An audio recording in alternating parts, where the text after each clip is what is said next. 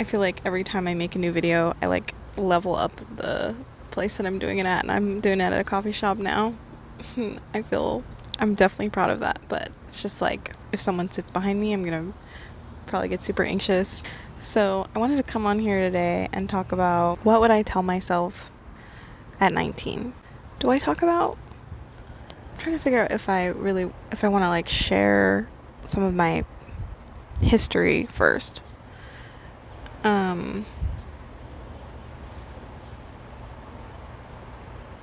I'll talk a little bit about what I was like at 19. When I was 19,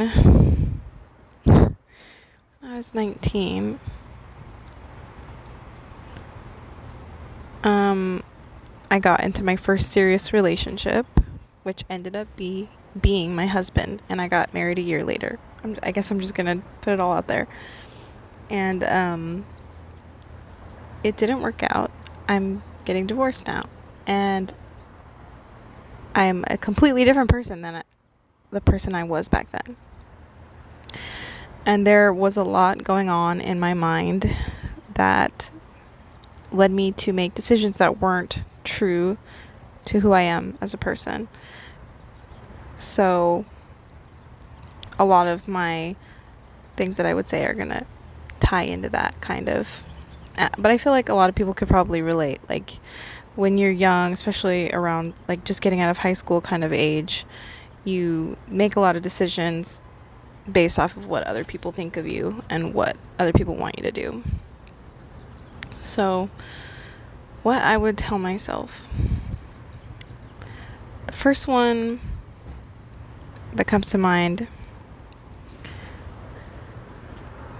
is that you always have a choice. And it doesn't necessarily...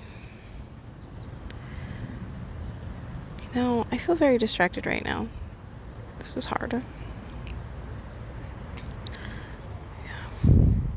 Having a hard time focusing here. So, what would I tell yourself? First of all, I would say you let a lot of people make decisions for you. And you're actually pretty smart. You can figure it out.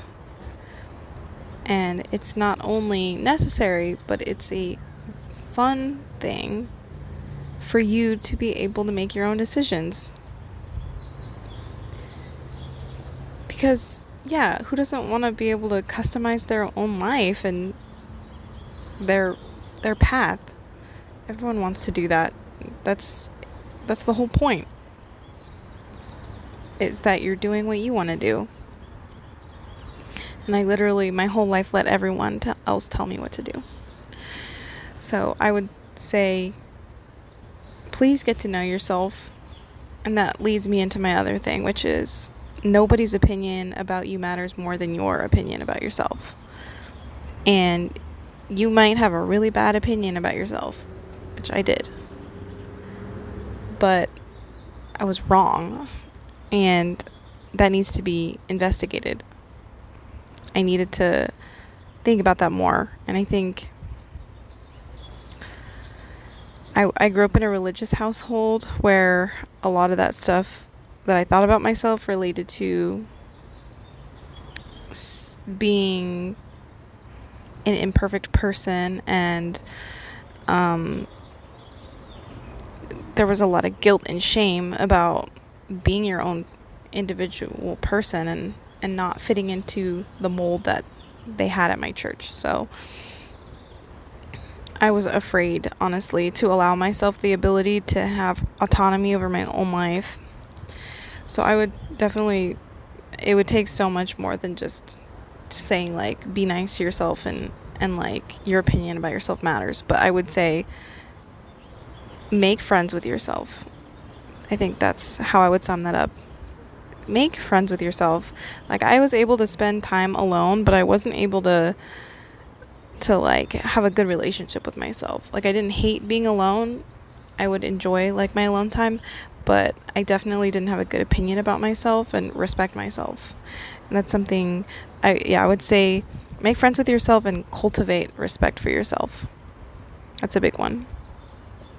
Make friends with yourself and cultivate respect for yourself and for others. I was kind of a loner. I had friends, but I had like two really good friends, and I had a friend group in high school that I'm still pretty close with. But I was the kind of person that would just like, when I would feel like I had like good friendships, I would just stop there, and I would like take no interest in any other people. Or I'm not sure why it was like that. It was like, which really let people control me, because it's like they were like my only friends. If I had a bad relationship with someone, it was like, where else am I gonna go? I didn't have any other friends.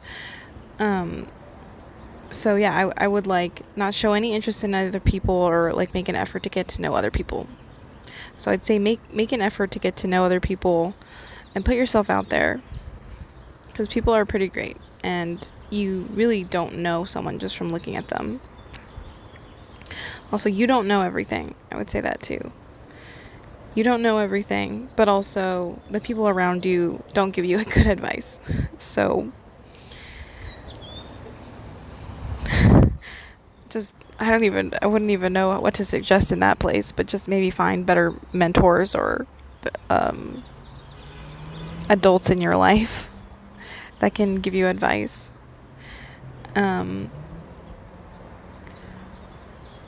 Another good one is hold people to their actions now, not in the past and not in the future. So I have a habit of like thinking of people as like the way that they used to be or the way that they could be. And that's not good. You need to look at people the way that they are treating you now. If they're treating you badly right now, like if they're, being cold, or if they aren't as interested in you, or are blowing you off, or have an unhealthy relationship with you, if they're like consistently doing that, like that's where you're at. I mean, of course, so like take it with a grain of salt. Like not every situation's exactly the same, but don't sit around waiting for them to be the way that they used to be, or the way that you think it could be. Like, what if? No, you gotta take people for the way that they're treating you now, because that's the only thing you have. You can't guarantee the future, and you can't bring back the past. So I'd say, yeah, I needed a lesson in just living in the present in general. My anxiety kept me living just completely in not the present, just either, yeah, thinking about past things that have happened and trying to prevent them from happening again, or just being afraid of the future. So I would tell myself to go easy on myself too, and not take things so seriously. And also tell myself that like 90% of the things that I worried about never came true. They don't. I think I heard it in a TED Talk. I don't know where this statistic came from. I think they did a study where they had a group like write down all the things they were anxious about for a month, and write whether they came true, and it was like 85% of them, or it was like 85% of it did not come true, and the percent that did come true was not as bad as they thought it would be. So yeah, I would tell myself something like that it's not as serious, and your brain gets up to some crazy shenanigans, and you shouldn't listen to it. And yeah, it's silly. It's like it's got a mind of its own. Your mind has a mind of its own. It literally doesn't. It just kind of does things, and you don't have to listen to it all the time. Oh shit! Someone walking in their car. I'd probably also tell myself to join a club or something. And I wrote down in my notes here, I wrote, for the love of God, exercise. I had all kinds of problems.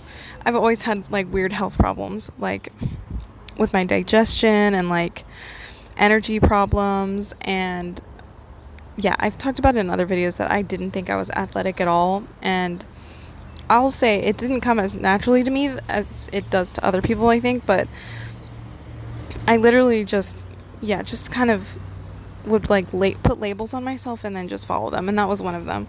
So, I didn't enjoy any of the sports that I did do, so I assumed that I would never enjoy any other athletic like activities.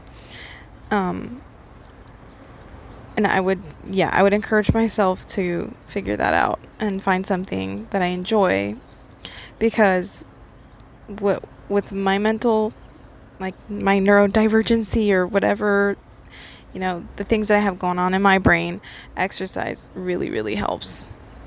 And I'd say that for anyone, that it'll help you with pretty much any problem that you have. Like, when you think about it, it can contribute to helping like any problem you have. If you want to be more social, if you want to like get more fit, if you want to be more attractive, if you want better mental health, like it helps everything. I'd say, like, if you're looking for something to do to like help yourself, that'd be the first one. I'd say just do that. Like the biggest thing that you could do, probably. Other than read books. Yeah, so I feel like it's a good time to talk a little bit about confidence, because I feel like for a lot of my life, people have told me that I seem confident, and I never really, I'd always be like, why or how? How do you think that? Because I feel like I'm the most insecure person on the planet sometimes. And I just recently noticed that every other time I've heard someone else say that to someone, or I've said it to someone that seemed confident, like, I'm positive that every time they've thought the same thing or said the same thing. Like, really? And I just genuinely don't think that confidence is real, like the way that people think it is. I think that it only seems like this really cool and like unachievable thing if you're on the other side, but I think of it as like bravery. Bravery is supposed to be it's not being afraid, it's being afraid and doing it anyway. And I think confidence is like putting your best foot forward even though you're scared, even though you are insecure. It's like still demanding respect from other people, and it's still, sticking up for yourself even though you feel like you don't deserve it, and acting the way that in your head it's supposed to be. It's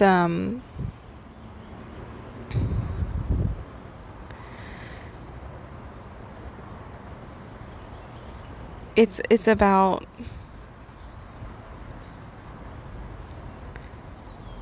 trying to act in a way that you respect. And I think anyone can be confident. All you have to do is just, you don't have to sit around and wait for the moment to where you think you're ready to do things. It's about not letting the potential consequences stop you from doing what you want to do. I think that's what confidence is. And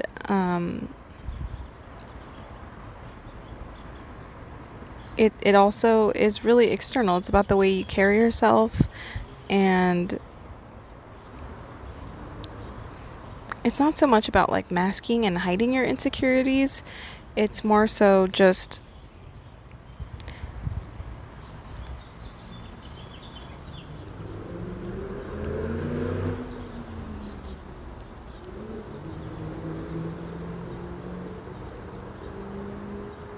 it's just about making an effort. I feel like I'm not making any sense. It's not something I really fully understand, because, like I said, I don't really know why people say that to me. But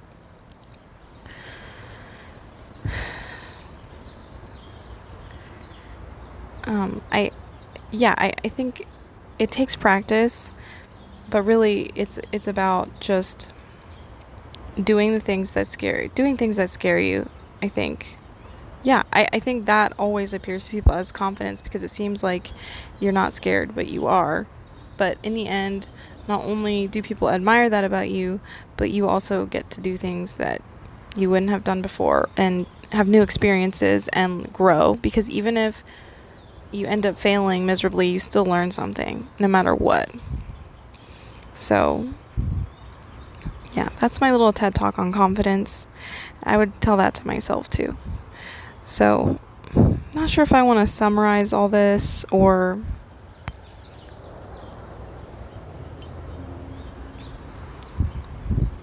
I would also say it gets better.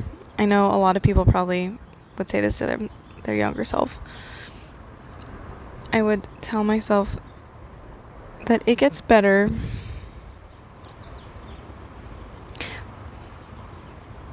and that life can change in an instant, for better and for worse. But that you've got to give yourself the chance to find out what it's going to be, and you've got to continue to act and move in ways that are true to yourself regardless of what the outcome could be.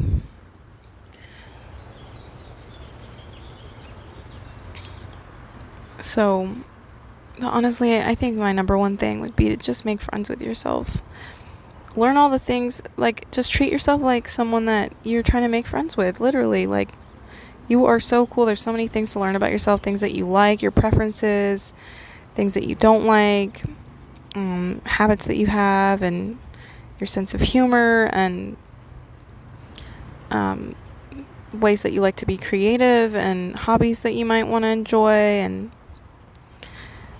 yeah, like, I take myself out on dates pretty much every day, like what I'm doing right now, and I think it's really impacted my life and the way that I'm able to handle situations because I don't hate myself anymore.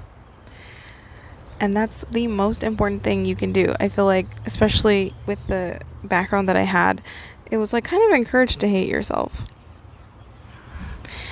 And yeah, like I think in that culture, in the religious cultures, I'm not gonna say all of them, but the one that I grew up in, like, it was discouraged to love yourself. Even saying that always came with a disclaimer. Like, the place that I went to was like a little bit more liberal, and like you could say that, but it always came with a disclaimer, like, oh, like, not in an egotistical way, but like I did not realize that was important. I always put that last. It was like, oh, what can I do for others? What can I do to make others happy? That's my life's purpose. And I think another thing I would say is not only just you are your life's purpose, pleasing yourself. I would say you don't need a purpose. You don't have a purpose. I was reading this book, which I will link in the description if I can. This book called A Psalm for the Wild-Built, and it's about robots, and it's like philosophical. Anyway, the robots like decide they don't. This isn't a spoiler. It's like the beginning of the book, but the robots decide they don't want to live as servants for the humans, and we basically just let them go. Like, they mass exodus like the cities and like go into the forest and like all live there and don't interact with humans ever. And eventually, like, there's a conversation about robots and like how the main character is trying to, like, he's acting like a robot because he's like trying to find his purpose. Just like, yeah, sorry, I'm like getting mixed up. The main character's non-binary. They are trying to figure out what their purpose is, and they're behaving like a robot because as if we were programmed to have this one goal in life that we need to achieve. When if you want to just sit around and vibe all day, you could do that. You can do whatever you want, and it does not matter. And if you want to be a good person, then you can do whatever you want that doesn't hurt people. And that is a perfect life, just like that. Like, I feel like at this point everyone has seen the movie Soul. Like, that's a good example of how, like, you don't need a purpose. You don't need like having a spark and things that we enjoy is amazing, and it makes life like really enjoyable, but you don't need to put it to use. You don't need to have a purpose. You literally can just wake up and feel the sun on your face, and that be enough. And sometimes that is enough for me. And I did not understand that until recently. I was so hard on myself for not finding and achieving my purpose. And I often thought it was something that did not serve me.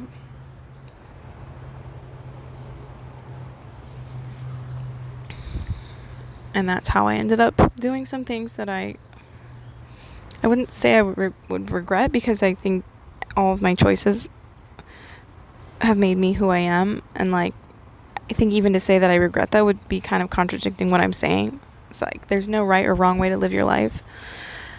So, but, there were things that could have caused less trauma, decisions. Yeah. So, I would definitely give myself a big hug, tell myself to go easier on myself, and be more selfish. Yeah. I don't think I really have anything else to add to that. I hope that this encourages you to think about that for yourself, and I want to give you a big hug and your younger self a big hug, and I hope that you can feel that and that you do it for yourself, because your younger self probably does deserve a big hug, and you do too, I'm sure. So yeah, be kinder to yourself. Don't wait 10 years, or how many years is that? 19, 25, 6. Don't wait 6 years to do this. Be nice to yourself now, and listen to what I'm saying now. If any of this resonates with you, I really hope it does. So yeah, that's all I have to talk about today. Thank you so much for watching this, and